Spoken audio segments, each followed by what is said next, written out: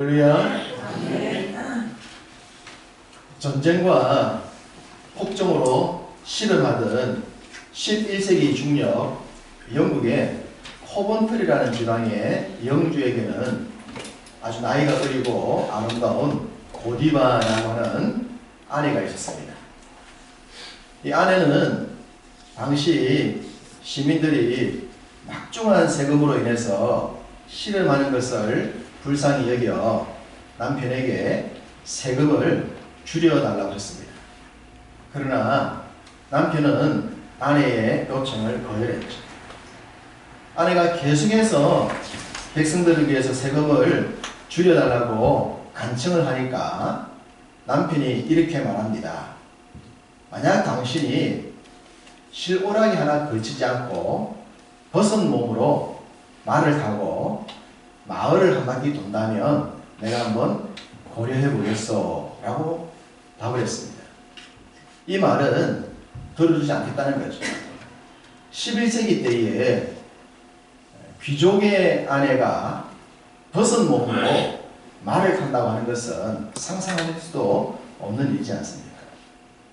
그런데 고디바는 달랐습니다. 고디바는 그 백성들이 조금이라도 더 나은 삶을 살도록 하기 위해서 그 남편과의 약속을 지키기 위해 귀족의 옷을 벗어버렸습니다. 그리고 벌거벗은 몸으로 말 위에 올랐고 말을 타고 마을을 돌기 시작합니다. 본인도 부끄러웠기 때문에 머리를 푹 숙인 채로 말등에 올라타서 그렇게 마을을 돌기 시작합니다. 시민들은 왜 고디바가 벗은 몸으로 말을 타고 있는지를 잘 알았습니다. 자기들 때문을 알았기 때문에 자신들도 경의를 표했죠. 모든 문과 창문을 걸어 잠그고 커튼을 내렸습니다. 고디바가 자신들을 위해 치른 희생에 경의를 표한 것이죠. 이 고디바의 희생 이야기, 이것은 뒤에 새로운 브랜드를 하나 만들어내는데 이 고디바라고 하는 브랜드입니다. 이 사랑하는 여인들에게 주는 최고의 선물 중에 하나가 고디바 초콜릿입니다. 이 고디바라는 브랜드인데요. 사진을 보시면 아마 이 사진을 그림을 보신 적이 있을 겁니다. 이 여인이 바로 영주의 아내 고디바가 벗은 몸으로 말을 타고 마을을 돌고 있는 장면을 그림으로 그린 거죠. 이전에 이 고디바라고 하는 초콜릿에 이 그림이 붙여서 나오기도 했는데 요즘에는 이걸 사용하지 않더라고요. 찾아보지 않더라고요. 아마 저작권 때문에 비싸서 그런지 대신에 요즘은 캐리커처를 만들어서 대신 팔고 있는데 이와 같은 고디바라는 브랜드로 나오는데 좀 고가의 사랑하는 사람들 주는 선물로 이 고디바라는 여인의 그 희생적 이야기를 담아내고 있다라고 우리가 알려져 있습니다. 자신이 생각하는 시민들을 위해서 자신의 부끄러움을 개의치 않고 남편과 약속을 지키기 위해서 노력했던 이 고디바의 이야기가 우리가 상당한 교훈을 주지 않습니까? 우리 성경을 보게 되면 하나님의 약속을 지키기 위해서 큰 손해도 감당해내는 그런 믿음의 사람들을 만나게 됩니다. 오늘 만나게 될 사람은 자신의 큰 희생을 감수하고 하나님께 했던 약속을 지켰던 믿음의 여인이요, 기도의 어머니로 알려져 있는 한나입니다. 아주 유명한 여인이죠. 제가 이전에 사사시대를 대표할 수 있는 여인들을 퀴즈 낸 적이 있지 않습니까? 사사시대를 대표하는 최고의 여인을 뽑으라고 한다면 사사 드보라가 나올 것이고, 그리고 시스라와의 전쟁에서 승리했던 야엘이 나올 수가 있고, 또 한 명이 룻이라고 했습니다. 룻이 사사시대에 하나님의 말씀 지켰던 여인이다 했는데 여기에 한 사람을 더 보탤 수 있습니다. 성경을 한 구절 잠시 보고 오겠습니다. 사도행전입니다. 사도행전 13장 20절입니다. 신약성경 209쪽입니다. 신약성경 사도행전 13장 20절 209쪽에 있는 말씀을 함께 읽어보겠습니다. 사도행전 13장 20절. 그 후에 선지자 사무엘 때까지 사사를 주셨더니, 자, 우리가 이 구절로 인해서 마지막 사사를 사무엘로 봅니다. 사사시대를 넘어서 그 뒤에까지 나오는 사사를 얘기할 때 사무엘 때까지가 사사시대라고 하는 것을 볼 수가 있어요. 그러면 사무엘 때까지가 사사라면 사무엘의 어머니인 한나도 당연히 사사시대를 살았던 여인이죠. 그러니 사사시대를 대표할 수 있는 믿음의 여인을 뽑으라고 한다면 한나도 한 명 더 할 수가 있습니다. 잘 아시듯이 사사시대는 영적으로 암흑기였다라고 말합니다. 암흑시대, 깜깜한 시대입니다. 이런 캄캄한 시대 때에 경건한 가정을 만나고 경건한 믿음을 가지고 살아가는 사람을 만난다고 하는 것은 복이지 않겠습니까? 이런 사람을 만나면 우리가 반갑습니다. 만나서 정말로 기쁩니다. 만나고 싶었습니다. 그런 인사를 하고 싶을 겁니다. 바로 그 사사시대, 암울한 시대 때에 경건한 믿음을 지켰던 가정이 이 한나와 남편 엘가나 가정입니다. 이 가정은 시대의 사조에 흔들리지 아니하고 믿음을 잘 지켰던 사람이다 라고 볼 수가 있고, 그들에 대한 이야기가 사무엘상 1장에 바로 서두에 나옵니다. 경건하게 살았던 이 한나와 엘가나, 그런데 한나와 엘가나 사이에 특별히 이 한나에게는 아픔이 하나 있었는데 아이가 없었다는 거예요. 아이를 갖고 싶은데 아이가 생기지 않았습니다. 여인에게 있어서 큰 슬픔이었습니다. 남편이 특별히 한나를 더 사랑하고 애정을 표현했지만 한나의 마음은 채워지지 않았습니다. 엘가나에게는 브린나라고 하는 또 다른 아내가 있었는데 그 아내에게는 아이가 있었어요. 이 브린나가 아이를 낳지 못하는 한나를 아주 분노케 만들고 괴롭게 했다라고 성경은 기록합니다. 같은 여자들인데 그 입장에서 아이를 가졌다는 이유 하나를 가지고 아이가 없는 다른 사람을 괴롭힌 브린나는 아주 나쁜 사람입니다. 아이가 없는 것도 서러운데 분노해함을 당하고 괴롭힘을 당하는 한나의 고통은 커져만 갔어요. 그래서 그 고통을 어떻게 하든지 풀어야 했습니다. 우리 성경을 보다 보면 브린나보다는 한나가 훨씬 더 경건한 믿음의 사람으로 보이고 또 그 남편 엘가나와의 관계가 굉장히 좋아 보이지 않습니까? 사랑이 있지 않습니까? 경건해 보이고 사랑이 있는데 아이가 생기지 않는 아픔이 있을 수가 있다. 이게 바로 세상을 살아가는 성도의 모습이라고 볼 수 있습니다.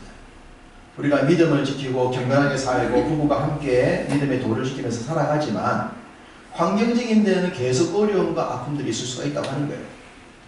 믿음으로 안 살아서 그런 것이 아니라 믿음으로 사는데도 불구하고 어려움이 있을 수 있다고 하는 것, 이게 세상 속의 성도의 모습이 한 면이 될 수 있다는 걸 생각해야 합니다. 그렇기 때문에 좌절하거나 믿음에 흔들릴 이유가 없다고 하는 거예요. 이전에 말씀드렸듯이 나오미 가정도 땅의 흉년과 사람의 흉년 때문에 고생을 했다고 하지 않았습니까?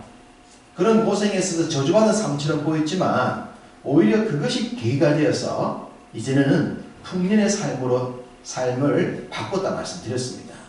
그러니 이 한나나 엘가나에게 있을 수 있는 자식이 없어서 고통스러울 수 있는 이 문제도 그 문제로만 볼 것이 아니라 그 문제를 어떻게 풀어나가는가를 보면서 성도들이 어려움 가운데 더 나은 삶을 사는 모습을 배워야 할 것입니다. 한나는 이 고통을 가지고 다른 데 가지 아니하고 제단을 찾았습니다. 실로에 있는 제단을 찾았고 거기서 하나님께 아주 간절하게 기도를 드렸습니다. 자신의 그 슬프고 아픈 마음을 하나님께 다 내려놓은 거예요. 우리가 실로 교회를 찾지 않더라도 여러분의 집에 있는 여러분들만의 장소에서 하나님께 기도하시면 됩니다.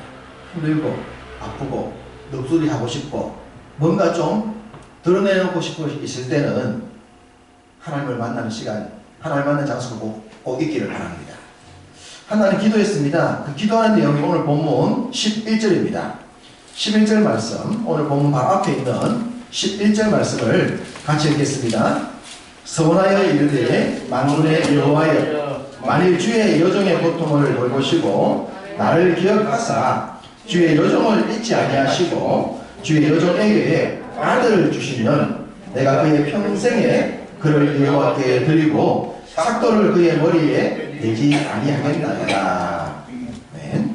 아들을 주시면 하나님께 드리겠다. 이 나시린의 서약이라고 하는 거죠. 머리를 깎지 않고 포도주를 가까이 하지 않고 부정한 것을 가까이 하지 않는 구별된 사람으로 드립니다. 나시린으로 드립니다. 라는 약속을 드립니다.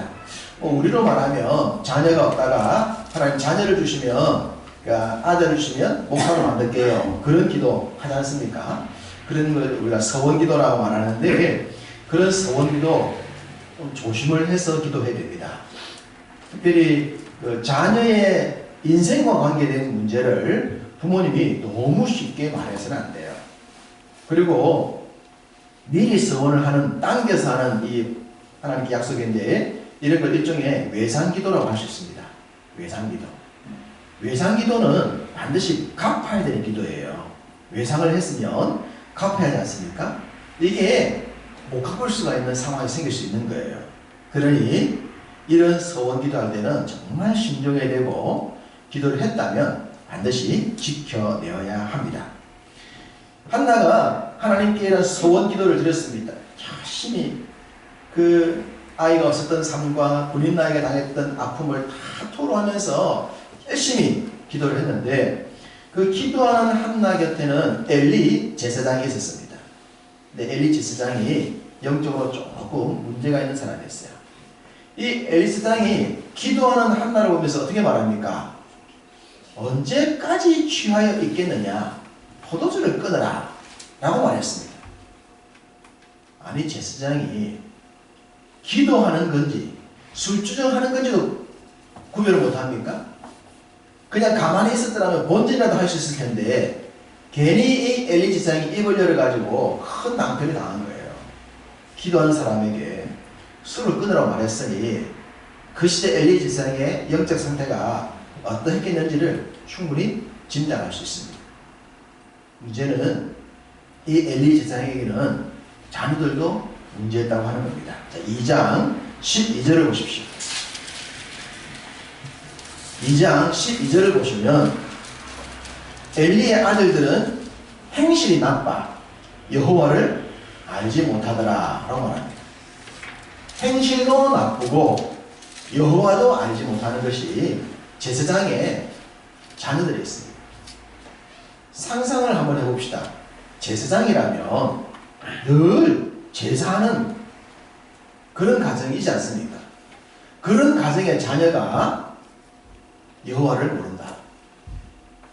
행실이 나쁘다. 이거 어떻게 해석할 수 있을까요? 이게 가능합니까? 늘 집에서 가정 예배를 드리고 함께 가서 교회에서 예배를 드리고 하는 이런 삶을 사는데 하나님은 모른다? 행실이 나쁘다 라고 한다면 무슨 문제가 있는가? 어떻게 이해가 될 것이냐 라고 본다면 시대적 배경을 봐야 됩니다. 이 시대가 무슨 시대? 사사시대. 사사시대는 어떻게 살았다고 그랬습니까? 자기 소견에 옳은 대로 살았습니다. 그 시대는 제사장도 왕도 귀족도 백성들도 그냥 자기 생각대로 사는 거예요. 자기 소견에 옳다고 생각대로 사는 거예요. 이게 그냥 시대적 흐름이요 분위기였어요. 그런 시대 분위기가 그러니까 이 엘리의 가문도 그 영향을 받은 것 같아요. 부모님의 제사하는 걸 봤겠지만 친구들을 만나보고 바깥을 보면 세상이 다 자기 소견에 옳은 대로 사니까 이 아들들도 그 옳은 대로 살아버렸다. 그래서 행실도 나빴고 여호와도 몰랐다. 이런 결과를 가져온 겁니다. 우리가 사는 세상 속에서 세상의 흐름을 보다 보면 우리도 그렇게 될 수가 있어요. 그러니까 우리가 영적으로 깨어 있어야 되고 정신을 차려야 되는 거예요. 그렇지 않으면 사탄이 우는 사자처럼 믿는 자들을 공격하는 겁니다. 엘리도 문제가 있고 엘리의 아들들도 문제가 있는 문제덩어리, 이런 시대적 흐름 속에서 한나와 엘가나는 경건한 믿음을 지닌 사람이었고, 자신의 고통당하는 것을 갚아주는 것이 아니라 하나님을 찾아서 기도했고 하나님께 도움을 요청했던 그런 모습을 보여줍니다. 그렇게 열심히 기도하자 하나님께서 이 한나의 기도를 들어주십니다. 들어주시고 그에게 사무엘이라고 하는 아들을 선물로 주시죠.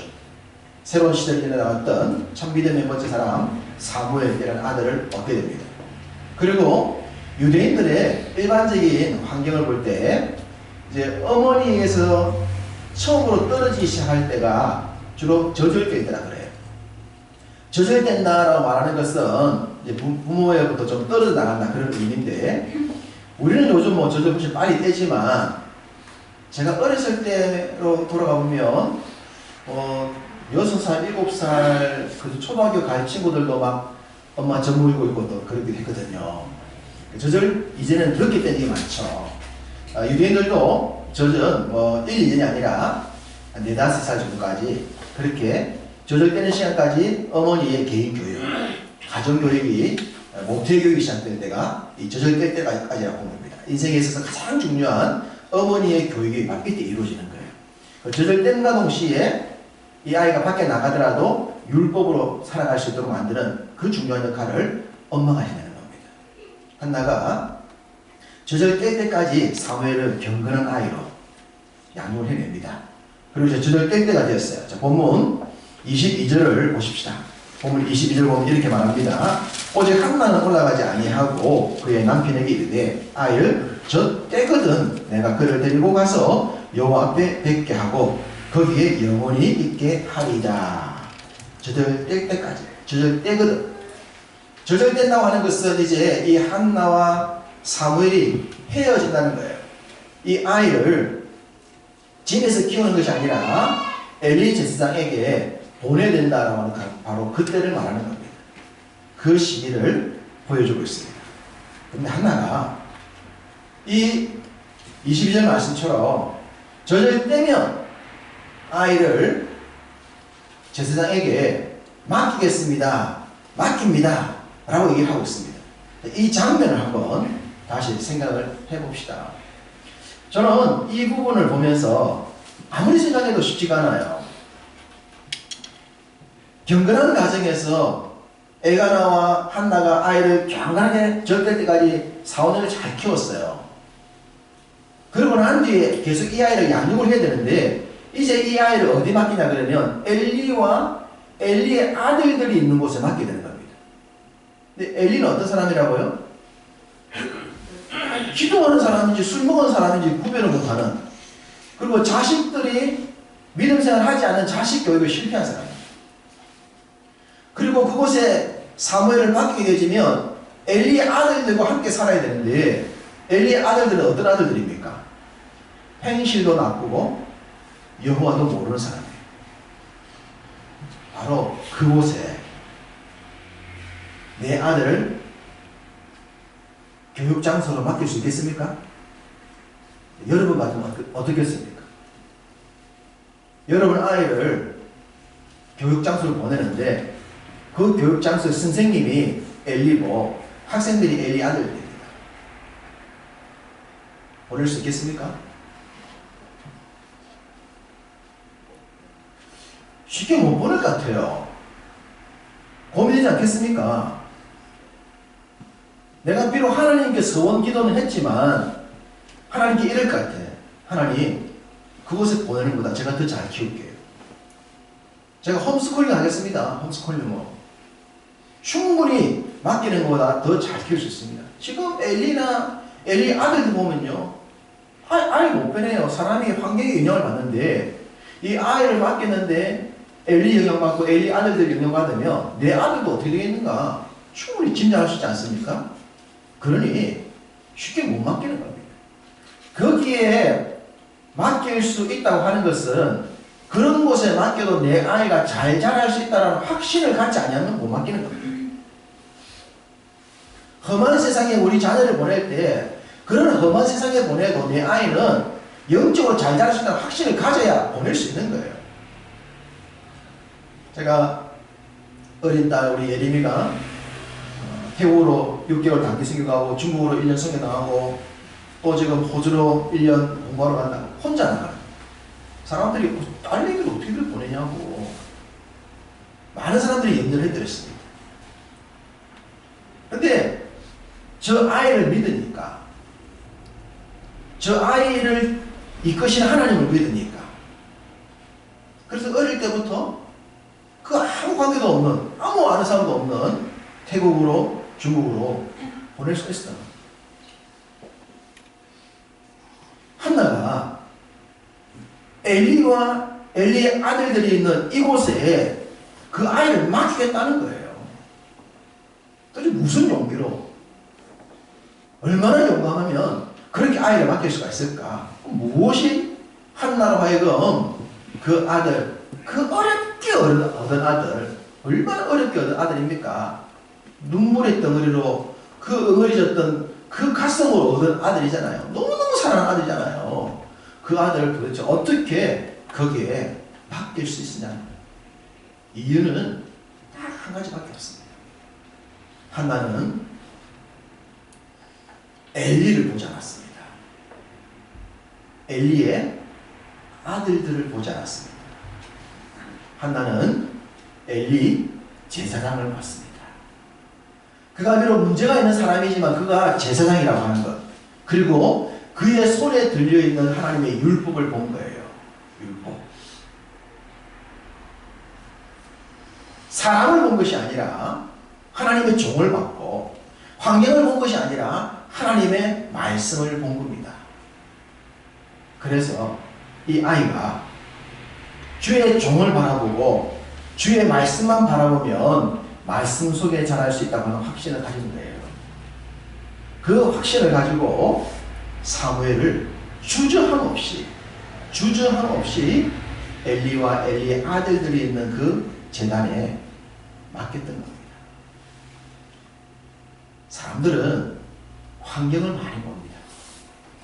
요즘 이 자녀들 키울 때요 많은 돈을 들이고 뭐 좋은 환경에서 애가 잘 큰다 생각하잖아요. 그래서 부모가 뼈 빠지게 일해가지고 아이 하나밖에 안 낳아요. 둘, 셋 못 넣는 거예요.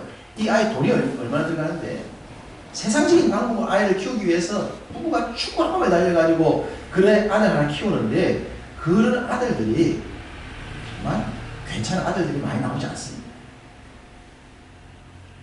자꾸만 세상적 기준에 따라서 세상이 이만큼 하니까 우리 아들도 이만큼 해야 될 것이라는 그런 세상 기준을 갖다 붙이니까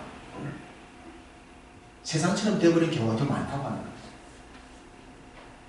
세상의 환경을 보기보다는 하나님을 바라보고 자녀를 축복하신 하나님 말씀 보고 자녀를 책임질 하나님을 바라보고 믿음과 경건, 영적인 것 이것 우선으로 가르칠 수 있는 이런 것들은 우리한테 지금 자꾸만 뒷전으로 밀리는 거예요. 세상의 환경에 주목하던 오늘 많은 그리스도인들도 세상의 흐름에 따라서 자녀들을 양육하려는 그런 흐름 속에 빠져들음을 볼 수 있습니다. 그런데 한나는 그러지 않았어요. 사사시대에 그리고 엘리와 엘리 아들들이 있는 그 믿을 수 없는 자리에 아낌없이 아들을 보낼 수 있었고 그 아들을 시대를 바꾸는 믿음의 사람으로 만들어냅니다. 우리가 살아가면서 우리의 초점과 우리의 관심을 사람에게 두면 하나님이 보이지 않습니다. 하나님이 보이지 않아요. 인생의 목표가 출세고 물질이고 성공하는 거고 거기에 초점 맞추면 하나님은 보이지 않습니다. 물질 뒤에 숨어서 성공 뒤에 숨어서 하나님이 안 보이시는 거예요. 그런데 우리의 시선을 하나님께 맞추면 길이 보입니다. 내가 가야 될 길, 내가 살아야 될 길, 바른 길이 보입니다. 하나님께 초점을 맞추면 생명이 보입니다. 하나님께 초점 맞추면 진리가 보입니다. 하나님께 초점 맞추면 하나님의 말씀이 보입니다. 거기서 내 인생이 정말 바르게 살아야 승리하는 삶이노, 인생다운 삶을 살게 만드는 모든 복들이 거기서 나옵니다. 한나가 그걸 경험하지 않습니까? 우리도 그런 은혜를 누려야 되는 거예요. 생각해 보십시오. 하나님이 한나가 막 외상기도를 했어요. 야, 참 사람들 외상기도 많이 하던데 나중에 외상할 때는 막 하더니 외상 갚을 때는 또 손해보는 것처럼 뭐 핑계대고 안 갚고 깎아달라 이러는 사람들처럼 하나님께 외상기도 많이 했는데 나중에 갚을 때 주저주저하고 생색내는 사람들 하나님 많이 보지 않았겠습니까? 한나는 그러지 않았어요. 한나는 기도하고 애가 생겼을 때 열심히 말씀을 가르치고 저절되자마자 주저함 없이 당신의 제사장에게 당신의 제단의 아내를 맡기는 걸 하나님이 보신 거예요. 하나님이 얼마나 기분이 좋았겠습니까? 야, 정말 너무 좋다. 너무 기쁘다. 내가 이런 사람 만나니까 뭔가 더 주고 싶다. 더 주고 싶지 않겠습니까? 그래서 하나님이 더 주십니다. 무엇을 더 주십니까? 2장 21절입니다. 2장 21절 함께 했습니다. 여호와께서 한나를 돌보시사 그로 하여금 임신하여 세 아들과 두 딸을 낳게 하셨고 아이 사무엘은 여호와께서 자랐다. 할렐루야. 아이 하나 구하려고 이렇게 기도했는데 이제는 기도도 안 했는데 하나님이 3남 2녀를 주셨다고 하는 거예요. 할렐루야. 이게 하나님이 기분 좋아 주신 거 아니에요. 달라고 해서 주신 것이 아니라 아이에 대한 약속을 지키고 그 믿음으로 사는 모습을 보니까 하나님이 기분이 좋아서 더 주신 거란 말입니다. 이게 더하여 주신 은혜 아닙니까? 이런 복을 받아야 되는 거예요. 이런 복을 우리가 믿음의 길을 걸으면서 하나님이 더하여 주고 싶은 것들을 그런 것들을 받아가지고 하지만 구하지도 않아도 주신다고. 솔로몬이 지혜를 구하고 감사를 구했더니 더하여 시를 주지 않았어요? 더하신 은혜. 이 시대에 우리가 이런 은혜를 받아 누릴 줄 믿습니다. 이번 주간은 고난주간이죠. 우리 예수님께서 하늘에서 하늘의 옷을 벗고 이 땅에 오셨어요. 왜요? 하나님의 약속을 지키기 위해서입니다. 약속을 지키기 위해서. 우리를 살리기 위해 직접 오시겠다고 하신 약속을 지키기 위해서 그렇게 오신 것. 그래서 기념하는 주간입니다.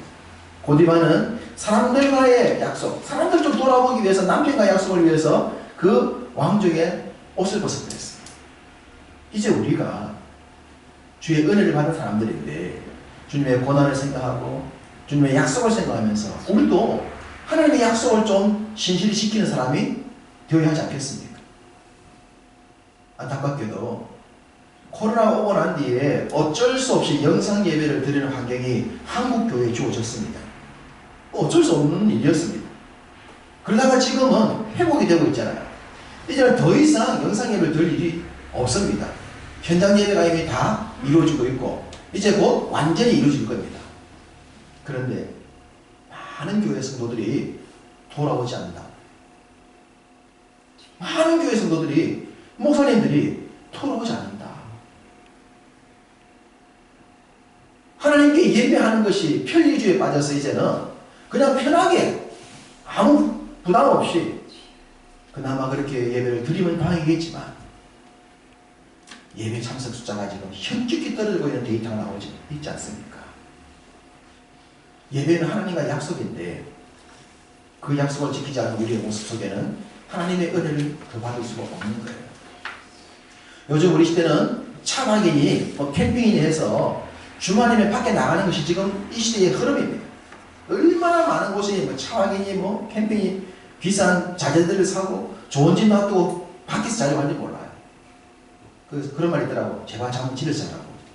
왜 그 비싸게 집을 사놓고는 그 집을 놔두고 또 불편하게 차에서 자고 그 텐트에서 자려고 그렇게 용을 쓰는지 몰라. 근데 이게 흐름이라 지금 사람들이. 이게 시대 흐름이에요. 이런 흐름에 빠져서 예배의 자리를 놓쳐버릴 수 있는 사람들이 우리 주변에 많아지고 있는 거예요. 하나님께 예배하는 것이 내 인생의 가장 소중한 하나님과의 약속이라는 것, 이걸 잊지 않을 때 우리 삶의 주의 은혜가 임할 줄로 믿습니다. 하나님과의 약속에 신실할 때 하나님을 통해서 이 땅에 필요한 모든 것들이 우리에게 주어질 줄로 믿습니다. 주님 약속에 신실하셨어요. 그 신실한 자에게 약속의 복과 더하여 복을 주시는 주의 은혜를 여러분도 여러분 삶에서 마음껏 누리고 살아가시기를 주님의 이름으로 축복합니다. 아멘.